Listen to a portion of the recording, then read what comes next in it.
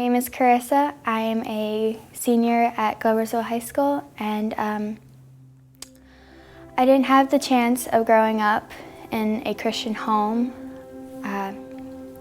Basically, the only time God was ever mentioned was when somebody in my family was cursing out his name, and growing up, I thought that was normal, you know. I had heard about God. I mean, pretty much everybody hears about God once or twice in their life, but I didn't know him personally. My dad was in the military, so because of that, we had to move around from place to place, and for my siblings, it was pretty easy. They're outgoing and they fit in really well with anybody wherever they go, but for me, it was really hard because I was the shy kid that never liked to get called on in school and liked to sit in the back of the class and just have no attention on her.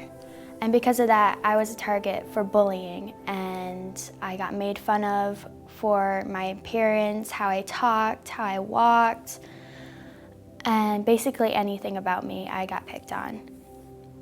And to make matters worse, my parents started fighting when I was about 11 years old, and then one day I woke up and my dad was gone. He said that he was going to be coming back, but a couple of days turned into a couple of weeks and then months, and he still hadn't come back. And it was a really rough time for my family. My youngest sister, Shiley, she constantly asked me where Daddy was and when he was coming home, and I couldn't tell her because I didn't know. And late in the night, I would hear my mom crying over the phone, asking my dad when he would come home and if they were still together or not. And later on, I found out that my dad had left us for another woman. And because of that, I felt abandoned. And I was lacking the fatherly love that a young girl needed in her life. I didn't have that. And I kept wondering what I did wrong to deserve him leaving. I didn't know if I didn't get enough good grades or I just wasn't a good child. I thought it was all my fault that he left and he didn't love me. And because of that, I started looking for the attention that I wanted from my dad and other guys. I started dating one guy right after the other, and basically I just wanted to be loved, and I thought I needed to find that in a guy. And then I met a guy, his name was Josh, and he was basically what I wanted. He gave me all the attention that I thought I needed, and he was such a gentleman to me, and he said he loved me, and basically he was lying to me. He was just saying all those nice things to get what he really wanted, and what he really wanted, I didn't want. And because I didn't want that, he tried to force me into doing things with him that I did not want. I wasn't raped, but I was close to the point where I could have been raped. And after that, everything just went downhill. I started to become depressed, and I felt so disgusted with myself. I thought that I was worthless, that nobody would want to love somebody who had fallen this bad. Nobody wanted to be with a girl who just did not like herself.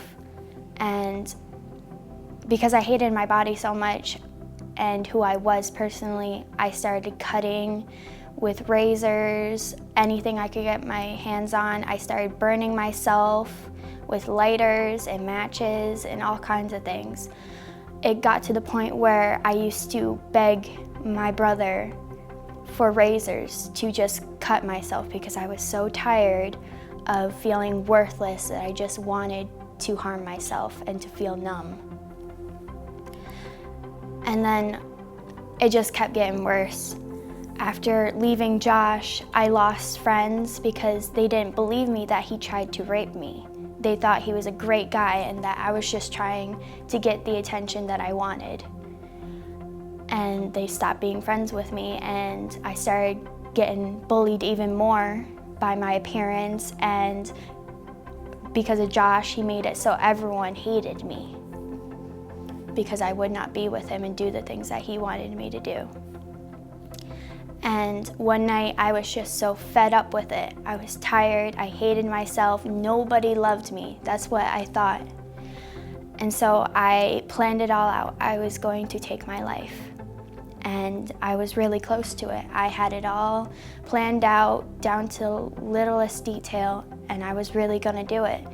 And I was in my room, and I remember crying and screaming at myself, and I had the knife in my hand and I was gonna do it.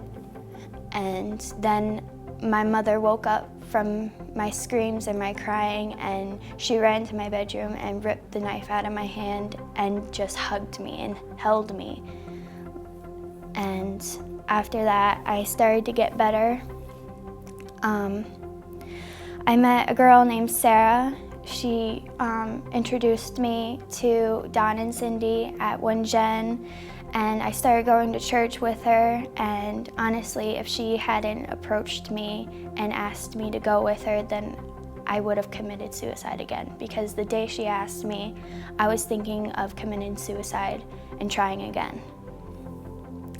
And after meeting Don and Cindy and going to One Gen, I started going every Sunday and going to church and hanging out with Sarah and meeting her friends who were Christians. And January 2013 at Excel, I gave my life to Christ, and I just surrendered it all to him, because I was tired of running away from him and thinking that I wasn't good enough for him and feeling like I wasn't loved, but really all along he was loving me from a distance, waiting for me to finally give it all to him.